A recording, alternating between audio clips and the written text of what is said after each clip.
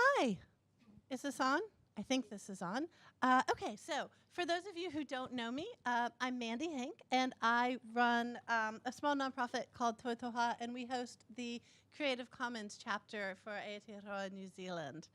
We are going to talk today about satire and parody, but first I have some preliminaries for us to work through. Just to remind everyone, this is an event with a code of conduct, and we have our TUI rep right there. In the event that she needs to, she will help us out. But hopefully we can all stick to the code of conduct and be kind to each other. There is a live stream, and so if you would like to sit out of camera range, that is the camera. I guess over there or over there, where the camera can't see you, if that's what you'd like. We will have someone taking shared collaborative notes. I think maybe Nicola has volunteered to do that. If anyone else is burning to do so, you can go to the website, and under the event that you're at, the link is there, and you're free to add to those notes. So all views are welcome, and everyone has something to teach and learn, and everyone's experience is true and not necessarily universal, which gets back to the let's be really nice to each other, especially with a topic like this one that I think people can get passionate and excited about, which is fabulous as long as we're all nice to each other. And we only have an hour, so let's make sure that everyone has an opportunity to speak, and that we make sure that we hear from all kinds of different voices in the room, and we will be working to make sure that happens. What we're going to do here at the beginning is we're going to let Vincent, who is an artist, talk about art and satire and parody in that context. And then I have finger-tapped a person who is an actual lawyer who is going to explain a little bit about the law, and then we're going to open it up for discussion. So would you like to go ahead, Vincent? Hello, I'm Vincent, and I draw pictures and write some things. So I wanted to try and come up with some sort of distinction between parody and satire, or some kind of working definition for both of them, but didn't get particularly far. And when I looked up in the dictionary, found that I was actually using like the opposite kind of things to what the dictionary was. So I kind of thought maybe, parody is just silly.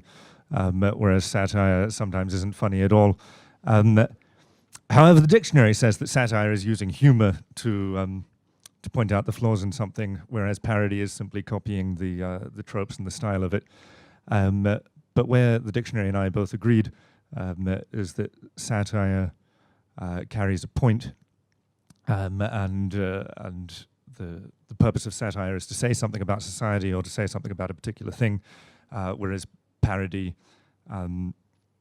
is more focused on form rather than necessarily making a strong point. So in light of that, I think both can be used to make points about things, and I think there's huge overlap between them, as well as many other forms. And I guess the most important thing about being able to freely parody and satire things is that it allows people to comment in a humorous way. People are much more open to hearing things that they disagree with when they're funny. People are much more open to hearing things that they agree with when they're funny as well. And it just allows for art to actually say something. While basing it on things that already exist, rather than having to come up with a whole new framework. You can say people already understand this relationship between two characters. What if they suddenly did this? A, that would be funny. B, what does that say about how people interact in the world? Over to the lawyer. Testing. Working? Hello? Is that working? It is. Yeah, totally unprompted. Thank you, Mandy. So perhaps a very quick way in which parody and satire would have to fit into our current copyright matrix. So copyright in New Zealand will be an infringement if you copy something, if it is a substantial reproduction of the work that you've copied. So immediately you start to see that if you're trying to parody something or satire something where you're actually taking the form or the imagery or the text or whatever it might be that is a copyright work and morphing it or changing it to make it humorous, to make a point, or to make a political comment, then you run up against this, well, that looks like a substantial copy of what the original was, and therefore that's an infringement. In copyright law in New Zealand, what we do, as you've heard, we have fair dealing exceptions, which are very narrow, limited exceptions for specific things like political comment in the current affairs comment or educational use and so on. At the moment, we do not have a parody and satire exception in our copyright law. So parody and exception, parody and satire, on the face of it, will be an infringement of copyright if it's a substantial reproduction. It also may well be a trademark infringement and or a Fair Trading Act infringement. As was found, the most easy example I can use is the Greenpeace big banner that they put on the corner of Queen Street and Custom Street attacking Sealord, which resulted in a very nicely worded cease and desist letter from a firm whose name is currently not as prominent as famous as it used to be, to Greenpeace, claiming all three of those things: Fair Trading Act, in fact 4 things: Fair Trading Act, passing off infringement, copyright infringement, and trademark infringement. So if we are going to talk, just as a prelude, if we're going to talk about any sorts of exceptions, we need to make sure that they accept from all forms of the law, not just copyright. Thank you. All right, I think we are supposed to open this up to the room, and I'm comfortable acting as a mic runner, but we might want someone on the other side of the room. Would anyone like to start this off?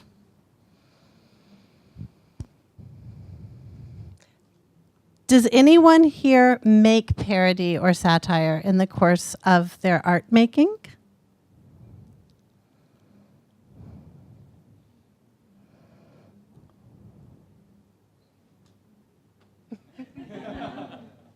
Hello.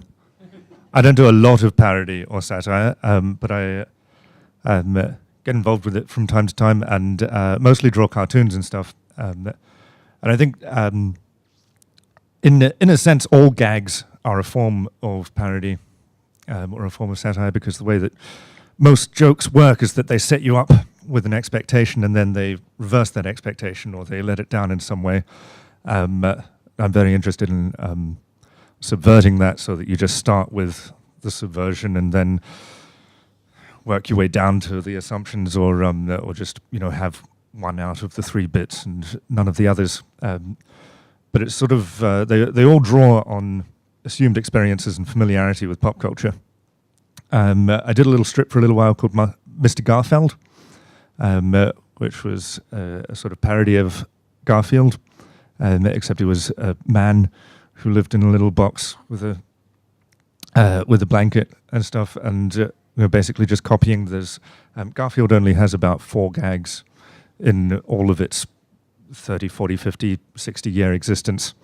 And once you run through them, there's not much more you can do with it, except for change Garfield. There's actually, Garfield is an excellent inspiration for parody works, or I guess more satirical works.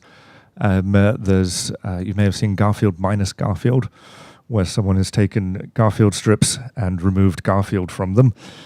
There's also a version of Garfield where they've simply removed Garfield's speech bubbles. So Garfield, the character, is still there, but Garfield's just a cat. And so you lose the punchline. And both of those make John look like a very, very depressed man, where he's just wandering about the house, musing aloud. There's an excellent, my favorite one is where the first panel is blank, the second panel is John walking on saying, "I'm not wearing any undershorts," and the last panel is blank. And I can't imagine what would have gone in those panels. But those are both, so both of those Garfields are things that happen on the internet.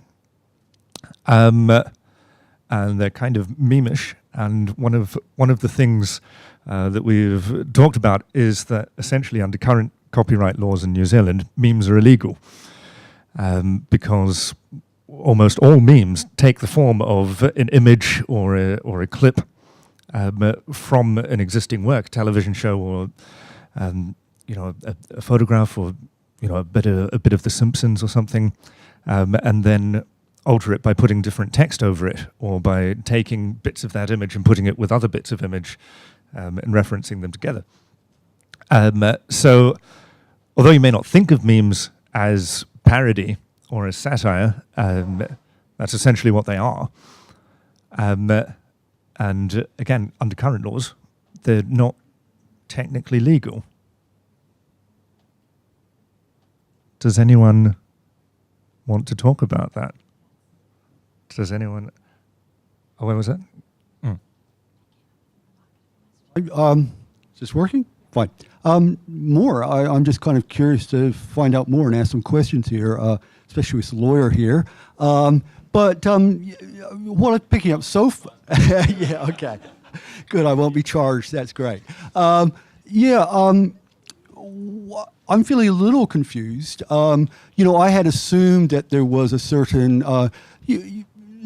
fair use that was allowed, and when it was satire or done for political purposes. But working, say, at a public library like I do, where we often, with our Facebook, like a lot of libraries, we'll do memes, we'll do parodies. I'm picking up here that all that stuff is technically illegal. And if that's the case, then, I mean, is it just that the law could be enforced if people choose to enforce it, that they're not choosing to enforce it now? I mean, where do we stand? What risks are we putting ourselves at? Is the law just an ass and we can ignore it? Are our managers, once I report this back to them, are they going to get all anxious and risk adverse and say, take everything down? What's our wriggle room? What are the boundaries that we need to be aware of, even if we choose to cross those lines? I think that this raises sort of a really interesting question around social norms and the extent to which enforcement of copyright law is really bounded by social norms, but it's also bounded by who's powerful. So as someone who gets people asking her a lot of copyright questions, for which I'm not a lawyer, but I can help interpret some frameworks, one of the things I say is that copyright is always about risk, and that I wouldn't pull any tails that you don't definitely want to pull.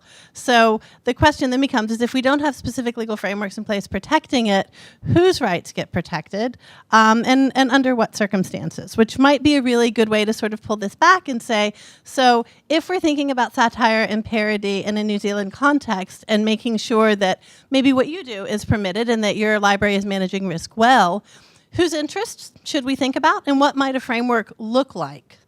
Does anyone want to take a stab at that?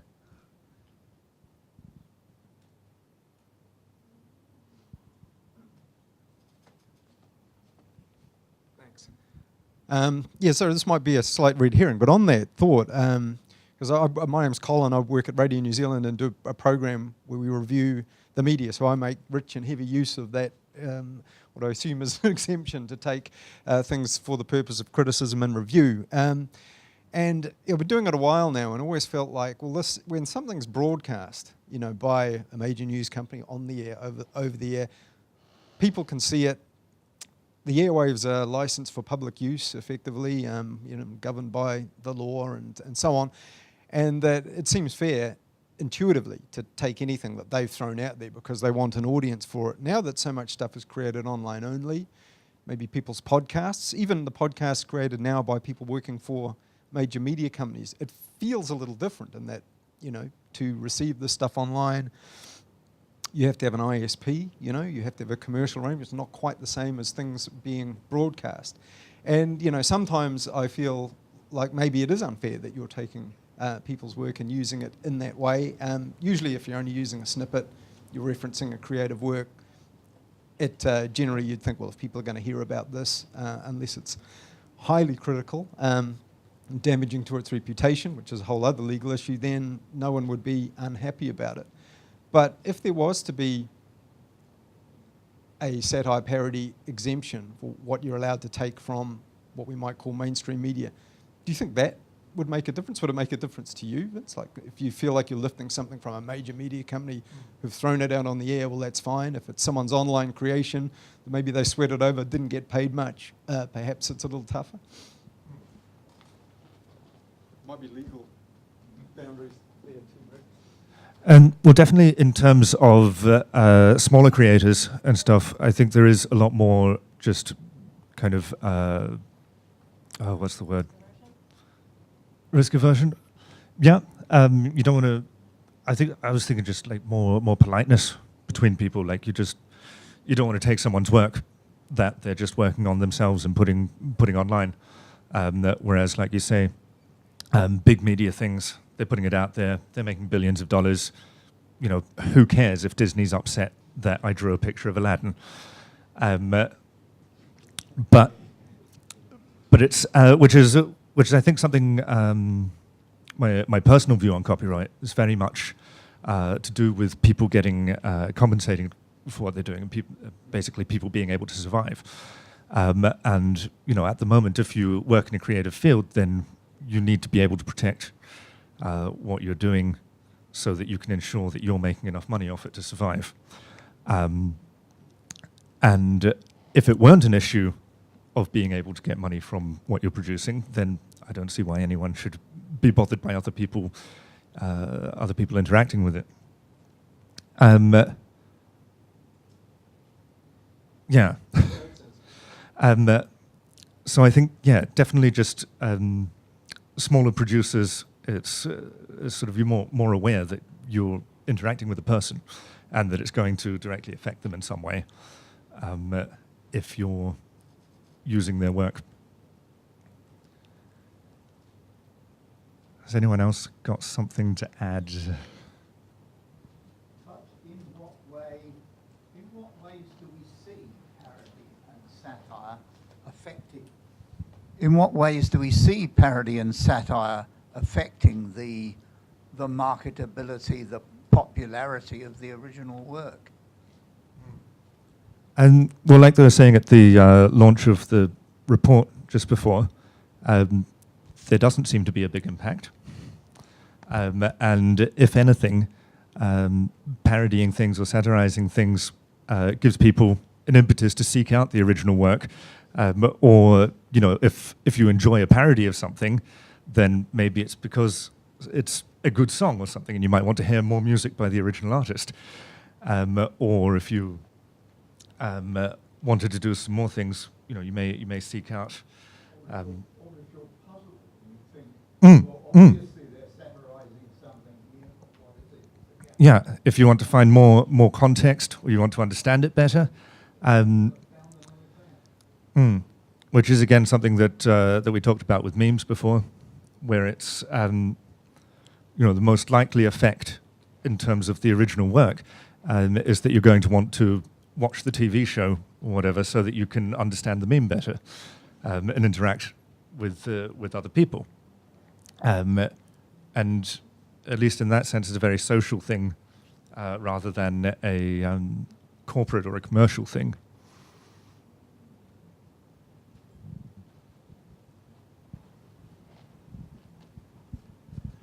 I'm a little curious about how it works now. I'm thinking specifically about Frankiac, the Simpsons GIF and image maker, where you can change the text on it or whatever, or have it as the original.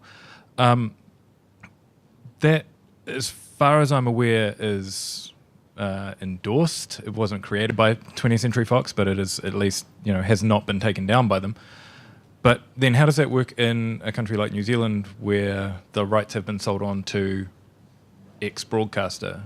Like, how does that sort of situation work? This is more of a confused question than a statement or adding to anything, so sorry. I can probably answer that. I'm from TVNZ, and we buy the rights to The Simpsons. Look, we are both users and makers of content, and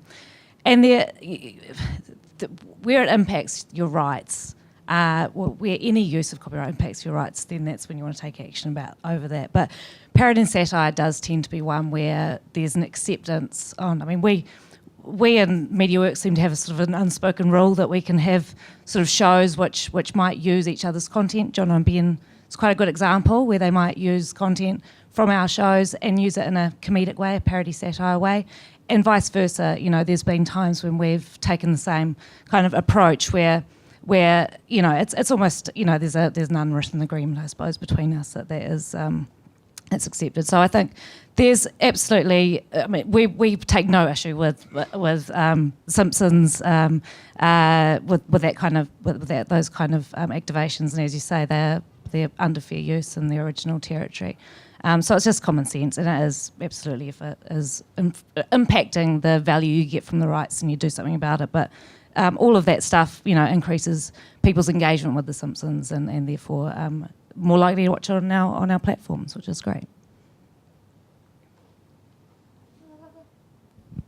I can't take notes while I'm talking, but that's okay. You've just awesomely articulated a point that kind of proves why we need fair use, which is all very well that TVNZ and MediaWorks agree with an unspoken rule that you won't breach, that you're happy to breach each other's copyright for parody and satire, but that doesn't actually give anyone the legal protection for doing that.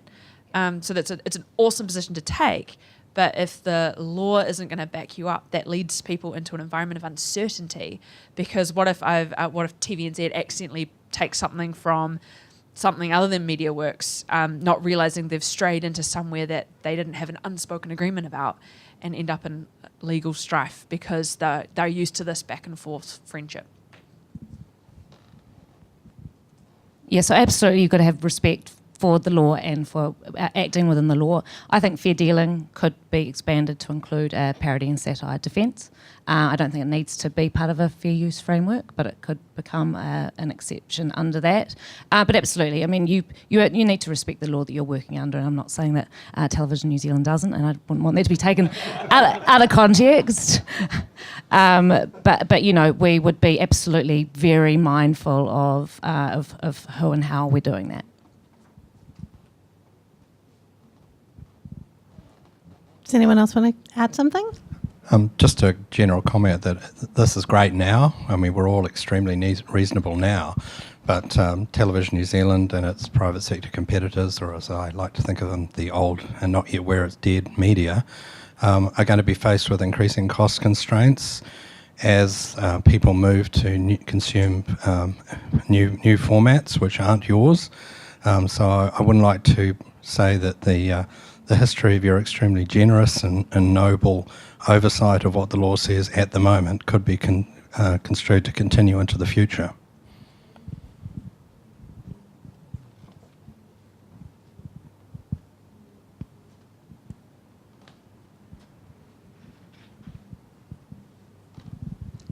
Just as a general point, I would think satire would fall under the criticism. I would be... But then I'm not a judge, and I don't know if there's been any case that has ruled otherwise. Well, I mean, one difficulty with that is that the exceptions are very specific. So, for example, imagery doesn't fall necessarily under the same provision as text in the current affairs fair dealing exception. So it's quite complicated for photographs, for example, aren't really covered without permission. So. But I mean, the interesting thing to me about this is that one thing we've sort of skirted around is the placement of parody and satire within the wider discussion around fair use. And I think it's important to understand that both in the US and in New Zealand, it's not enough just to have an exception in the current affairs exception, for example. It's still got to be fair. So, and in the same context as fair use, there are a number of criteria that you go through to decide whether something is fair. And one of them, of particular relevance to parody and satire, is that it doesn't have a dramatic commercial adverse impact on the original owner of the material. And that's where I think it's quite easy to understand that from a satire and parody perspective, because it's highly unlikely that parody and satire is going to have an adverse commercial effect on the original owner of the work. In fact, as someone pointed out, I think as you pointed out, Colin, it could well, or someone else pointed out, it could well promote the interests of the original owner of the work by directing people to it, or so on, as you said. So it's important always to remember about that fairness aspect. It's not an open slather thing. So when you're hearing about fair use as well, it's not open slather. But your point, the point that was asked back here and the point that was raised over there is very important, and TVNZ's point. These rights are only as good as the enforceability and the wherewithal and the will to enforce them. So It was a bit of a takedown. that's that. Something that was a takedown, and its attitude and its creation would be much more hard to justify as fair under those existing provisions. Well, not necessarily, because it doesn't impact on the commercial aspects of the original work. That's totally separate from the political, satirical criticism aspect of it. That's got nothing to do with it. Well, it doesn't have nothing, but it's certainly not a major impact of it. So I think that's important to distinguish between the intellectual property aspects and the underlying rationale for the work, which are quite separate. Surely, though, under fair use, or if someone's making a commercial profit out of parody or satire, surely they should be remitting some of that back to the original copyright holder. Why? Well, because they're taking what they've done and. But if the original copyright holder is not suffering any commercial loss because the person who bought, let's say that they are making commercial, and making money. Sorry, let's say they're making money out of the satire and parody. Let's say they're selling it, they're syndicating it or whatever. That doesn't mean that the original work would have been purchased by anyone who was purchasing the new parody and satire work. So the original person hasn't lost anything. In fact, you might argue that they've gained something by virtue of the publicity. Okay. That's the argument that's made. Now, I can make the other argument if you want me to. Yeah, I'm sure there is. I just wanted to double check that it was no adverse commercial impact or no adverse impact. Which does the law say? Are we talking about fair use in the U.S.? So fair use in the U.S. says market impact, and that is, I believe, literally what it says. It doesn't derive from statute. It derives from a court case. And as someone who spent a very significant chunk of my life doing fair use analysis in a library environment, what that has come down to meaning in an educational context, which is generally the one that it's probably most often used in, 10% or less is what we generally accept. When you get into things like transformative uses, I think things get a lot more complicated because you can't look at a work in terms of percentages in the same way. Yeah, so, and that comes from the classroom guidelines, and it all gets complicated from there. My question wasn't about the percentage of the work. My question was about, under the New Zealand law, the fair use, no adverse commercial impact on the original owner or no adverse impact on the original owner. They're very different things. Yes, can you go ahead and read it? And I was going to say, we don't have fair use in New Zealand, so. So yeah, to be clear, we have been talking about fair use in the States. Yeah. And the 10% thing for educational guidelines that you're talking about as a US concept is not what we have here. Yes. 10% copying in New Zealand educational institutions from print resources is done under a license with Copyright Licensing Limited New Zealand. So that's a license we pay for. It's not in the law that we are allowed to copy 10%. That's a totally different thing we're talking about. So anyway, criticism, review and news reporting is one of the bits of fair dealing in New Zealand law, but it basically says, it makes no mention of any of these concepts we're talking about here for criticism, review and news reporting. Research and private study is the part of the New Zealand law that mentions adverse effect on another thing. So research and private study is where you could walk into a library and grab a book off the shelf and copy a bit of it yourself, or potentially collate a whole lot of different things. Rick's grimacing at me. It could have different applications, but anyway, that's the kind of example you might think of. So it says for research and private study, you will take into account the purpose of the copying you're doing, the nature of what you are copying, whether it's a commercially available work or something that was produced by a government department or whatever, right, would be a different kettle of fish, whether the work could be obtained within a reasonable time at an ordinary commercial price, and then here's the key one, the effect of the copying on the potential market for or value of the work. So it just says market, the potential market for or value of the work. And then the last one is where you're taking part of the work, how much of it, actually the amount and substantiality. So it may not be a large part, it could be just a significant part of the work, like a key part of a picture or something like that, could still be regarded as substantial, even though it's not necessarily a large part of the thing. Leaving aside the commercial considerations, I can imagine a situation where a copyright holder might refuse, if asked, certain uses of his or her material. They might regard it as inappropriate or denigratory to them. It could well be specifically harsh criticism of them. Or they might just not like the person concerned. There's an almost example running. There's a meme running around at the moment with a picture of Billy Idol saying, "It's a nice day for a light sweater. It's a nice day for a cardigan." Well, yeah, okay. Maybe Billy Idol hates sweaters. I've no idea. What if he wanted to go after that and say, "This is"? I would never say that. Should the law prevent this? Does it? So to take another example, this morning I was scrolling through Twitter, and for those of you familiar with the National Rifle Association, they have a thing called NRA TV, and they did a piece, and some of the teens from the school that was recently shot took their NRA piece, and they exactly word for word recreated it. So you can see side by side the NRA spokesman, and then the teenager repeating the same words, and then of course she ends with something about, being in favor of the NRA, and then they end with perhaps F the NRA or something along those lines. So that might be sort of an exact example where there's no real commercial consideration here in the sense that the NRA TV is not how the NRA makes money, but there's an overt political purpose.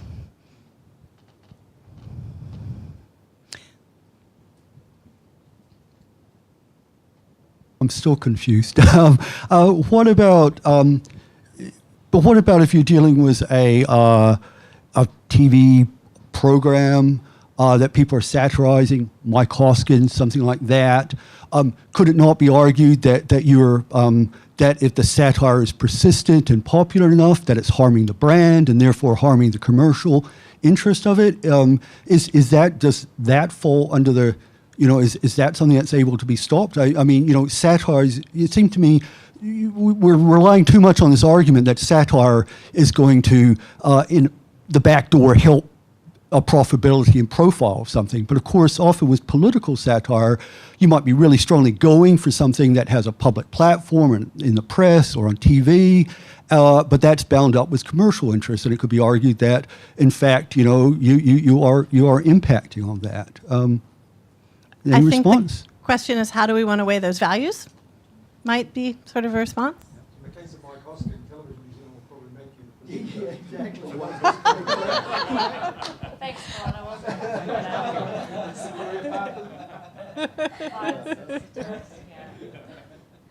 Hi, my name's Carolyn, and I'm from Australia.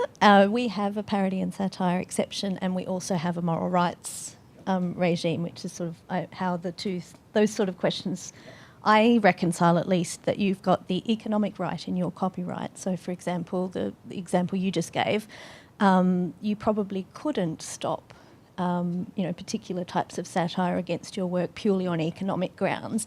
However, there's a moral rights framework that if the satire crossed over into a point where you considered it was derogatory treatment of you or your work, then there's sort of a different way of thinking about it. So the sort of split between the economic considerations and the personal can often be reconciled between those two aspects of copyright law. Yeah. Actually, Carolyn, did you in Australia, create a parody and satire exception to the moral rights regime? Because that seems to me to be something that is quite dangerous. Yeah, it's an interesting one. We haven't overly touched on that. We do have a reasonableness defence for moral rights, and so sort of reasonable industry practice, for example. There's not a lot of testing as to what that actually means, and sort of different sort of copyright lawyers might have their theory, but it's not, including Jess over there. So I'll stop and flick to Jess. I was just going to say, I'm pretty sure reasonableness actually exception doesn't apply to the derogatory treatment, and what we're relying on there is actually is the determination of derogatory treatment. So basically you'd say that if it's reasonable or if it's justified as not derogatory treatment, that should be stopped, is basically the idea in the moral rights regime. But I was going to say, going back to the whole question about economic versus personal harm and stuff, I wouldn't necessarily say that is the reason why parody and satire exists, or criticism and review. So you start with criticism and review, it's even more obvious, and then parody and satire that's why criticism and review is in all the fair dealing systems around the world. It was one of the first ones people thought we should have this.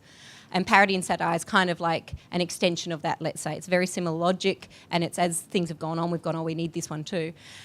One of the ways I think of it is, should a rights holder be the person who has the final say on whether or not you can criticise them? That's the thing, and that's the same with parody and satire. Should the rights holder be the person with the final say? Because you've got to remember with fair dealing, you still have the fairness test. Like the fact that it is parody and satire does not mean it's fair. It can still be going too far. It can still be too derogatory. It can still be harming the market and actually not be okay. And that's where the fairness thing comes in. It's just about whether the rights holder is the right person to have the final say or the courts are the final person to have the final say. Because remember, without some kind of exception, the rights holder has a blank, no, can't do it, full stop. And there's no argument you can do against it.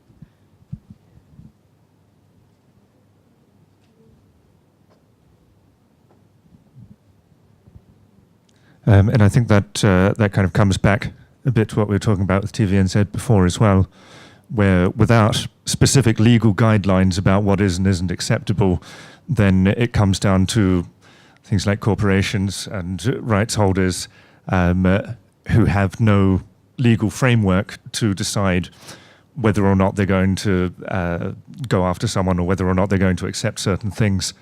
And that like was stated, that puts people in a place of uncertainty.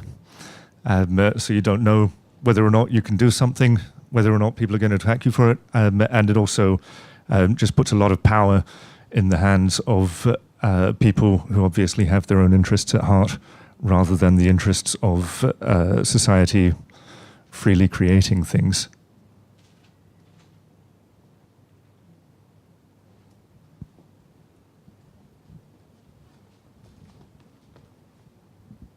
With creative practitioners who are on the smaller end of the scale and don't necessarily have a commercial footprint or wide audience, there seems to be this general idea that you're sort of innocent until proven guilty, or until it's picked up, or that someone makes a statement that you shouldn't be doing this. Is that the best approach for people to be taking, who might not have an understanding of what these laws mean for them and their practice?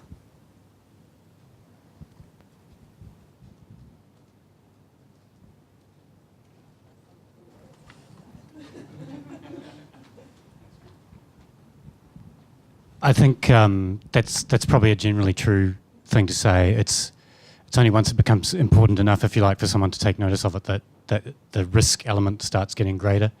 And of course, the problem for you as a creative person is you don't know how popular something's going to potentially become until you've done it. I just mentioned there's an interesting report that's been done by some researchers at Queensland University of Technology. I've forgotten the name of it, but if you look up Imagination Foregone, and it's in Carolyn's hand over there, and it's a small study. It's only 29 creative people in a particular kind of creative industry, but it's really interesting. It's got exactly what we've been talking about a little bit here. And I was thinking back, actually, when you asked back at the start, I did do parody when I was like 20 years ago. Did musical parody. Copyright law did not enter my brain for 1 second. I didn't know what career I was going to end up doing either at the time, of course. But yeah, we just slipped in bits of songs here and there into songs that we were doing, as because it was a funny thing to do. Anyway, the point of that, the interesting thing about that report is it says, people won't really, they don't really care about it. Other creators don't actually care about much if other creative people use this stuff. And what they're more worried about is proper attribution and credit given where it's due. But that once something gets to a certain level, then you'll be less you're less likely to take risks and license, and then some money will get back to people. It's a good read if you're if you're a copyright nerd.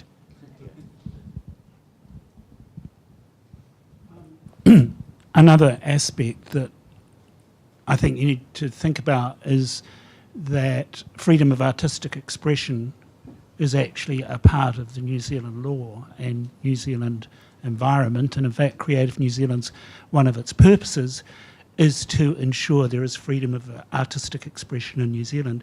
So beyond the commercial or the small artist, there's actually the right of the artist to express themselves, which I think this could fit within.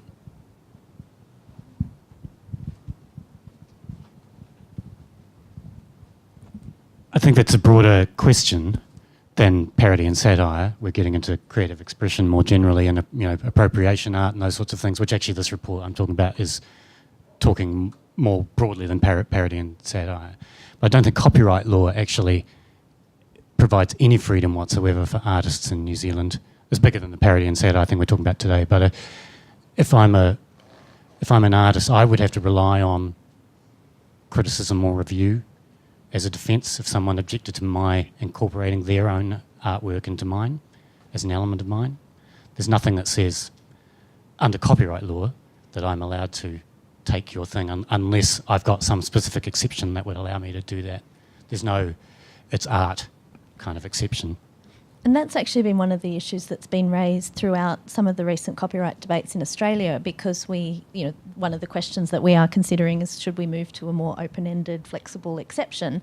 We do have a parody and satire exception, but a number of the smaller creators and remix artists and even comedians have made observations along the lines of, well, I used a very small piece of someone else's work in my remix work or my meme or my joke or my whatever.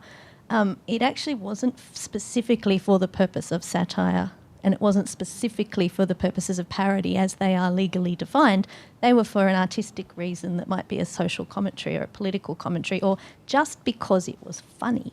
And so are we better off in an environment that says we're not going to put a lid on the types of uses that people can be made, and instead, the types of uses that can be made with other people's works, and we're just going to have an overarching question of was that or was that not fair to use that in those specific circumstances? Or do we want to have a two-step question, which is it fair, and also it must have been for the purposes of parody or satire or criticism review or any of the other purposes? And in the specific case of arts and creativity in Australia, that's that question there about is it a good idea or not to put that very kind of firm boundary on those words of satire and parody, or is it better just to rely on the sort of fairness end of the assessment? What's the better place for artists and what's the better place for sort of flexibility? And that's been kind of core to the debate that we've had.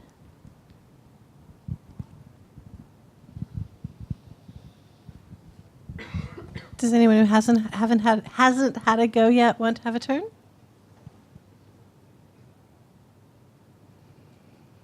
So if we were going to think about building a framework, how might we want to think about how to balance these interests, and sort of what's the range of views for sort of where we're going to bound the conversation, if that makes sense?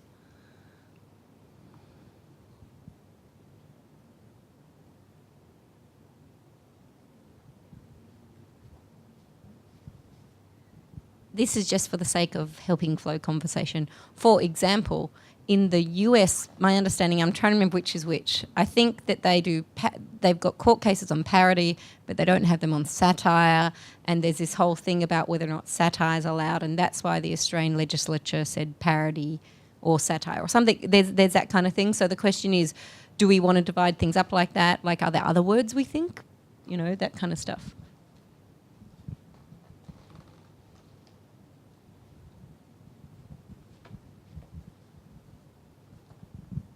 Again, to keep the momentum going. And I'm not going to answer that question, Jess, but the other thing that we always need to make sure of here in New Zealand is that we don't have a constitution with a First Amendment provision, so that whenever we're talking about fair use and fairness and so on, we tend to look to the United States for guidance on this.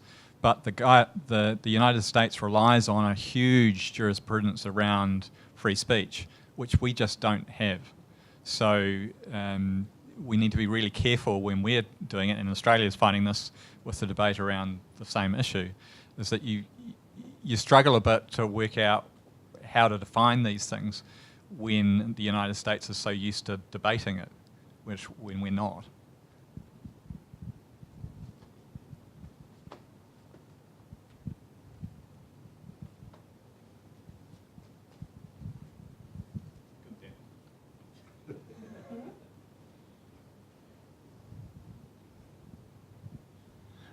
One of the interesting uses of parody law in America is porn parodies, where you're not allowed to just make a Batman porn, but under if you call it a Batman parody porn, then that's a slightly different matter.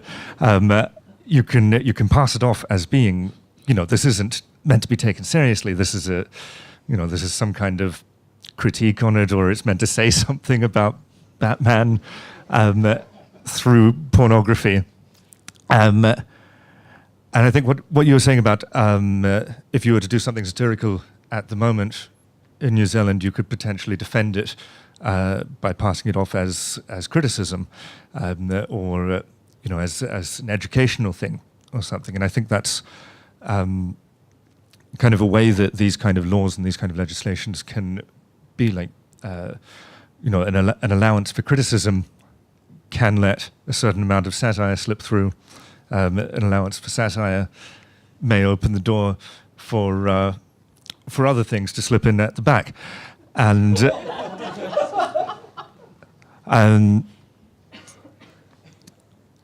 would anyone else like to say something? I think if we think about fan fiction, that might also be the sort of thing that we're interested in slipping in and sort of talking about. Is everyone here, I assume, knows what fan fiction is? And fan fiction is also a case where there are certainly cases where the market impact comes into effect. For those of you who might not be aware of the details of this, 50 Shades of Grey started as a Twilight fan fiction. So if we sort of broaden it out and start thinking of it in those ways, where would we want to draw lines, right? Do we want fan fiction to be something that New Zealanders are busy creating? One of my personal favorites is, if you guys all read McSweeney's Internet Tendency, they have a wonderful rewrite of The Old Man and the Sea, which comes complete with all of the wonderful things on the internet, like pop-up ads and autoplay videos, and it's delightful. It's also probably not something a New Zealander could have done. Oh, sorry. I'm intrigued. This is really, I guess, for Vincent. If, as a person creating works, that you'd really like to see other works derived, and the New Zealand copyright law as it stands doesn't allow for that to happen very easily, is there an opportunity afforded to you by Copyleft and Creative Commons that lets you contribute something with full knowledge that you have no control over what's going to happen afterwards? And is that an interesting space for you to interact with? I'm not sure if that quite plays into this conversation or not. But. So speaking, I guess, as someone who's kind of into Creative Commons, I think that the problem with that is that, again, that hands the power over to the rights holder. And that doesn't solve it, because at the end of the day, I think the question is, where is the power going to lay in this relationship? And I don't know that there can be sort of a one, like, we can't declare that based on any kind of instant case, because it's going to vary dramatically. And that's sort of the limitations of the Creative Commons licenses as regards to parody, satire, fan fiction, etc. So that was our warning. Was that our 5-minute warning? Okay, excellent. So we have 5 minutes left. Does anyone who hasn't had a chance to speak yet want to say anything?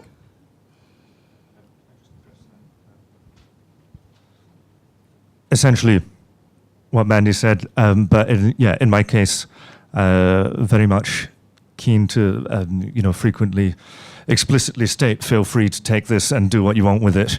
Like Mandy said, it still puts the onus essentially on me rather than other people creating stuff, and for them to take me at my word. And I don't know exactly what the legal standing would be if I were to then turn around and try and prevent people using things in a certain way. things on the internet, obviously, once it's on the internet, it's completely out of your hands.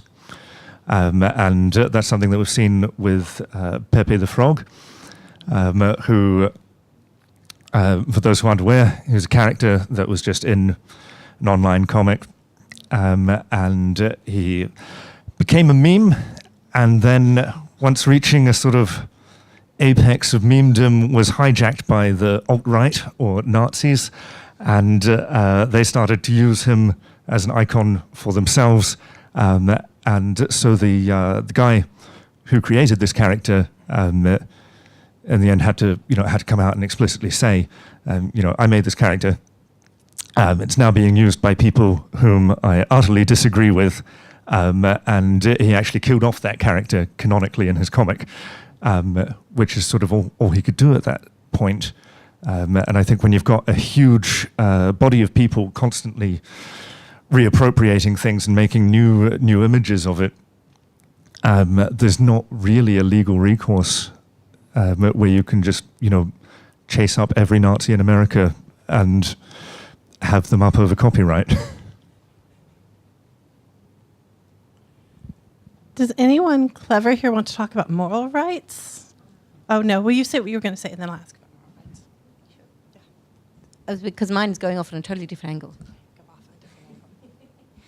Because I was just going to say the totally different angle was, as this conversation has kind of, this is me doing the learn from our Australian experience, that, we did parody and satire, and that's really good, and it was in response to a specific case where, one of our parody TV shows was found to be basically totally illegal, and that's why we introduced it. But we are now, of course, still looking at other things. So the Imagination Foregone Report is the perfect thing to look at. Documentarians still don't have rights. Appropriation artists still don't have rights. There's huge chunks of our society that don't. So if you're considering parody and satire, I would encourage you to also think generally about artistic work and whether or not, it's enough on its own. Parody and satire is good, but what about all the other stuff that you could also allow at the same time? There's things like quotation rights. I mean, there's fair use, but there's also quotation rights. There's, artistic expression. I don't know what you want to call it, but you can come up with different things you could think about, not just that. Does anyone have anything to add?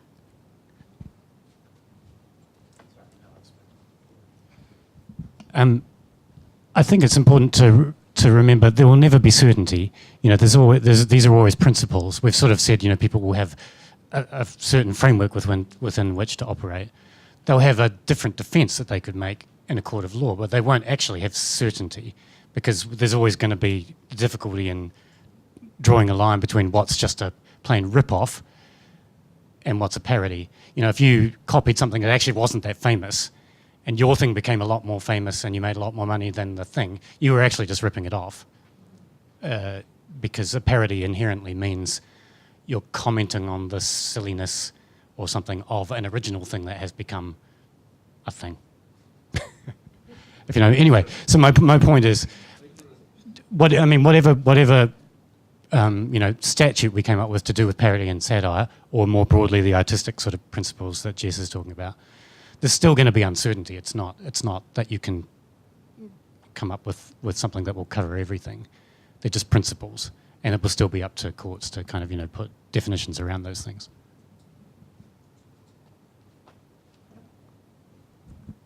Yeah, just to follow what you said there, Richard, outside the parody sphere, an example that comes to my mind is All Along the Watchtower, which Jimi Hendrix made famous, and it's the only version that ever gets played, but of course it was written by Bob Dylan for his own performance, and he presumably still gets to clip something every time the Hendrix version gets played.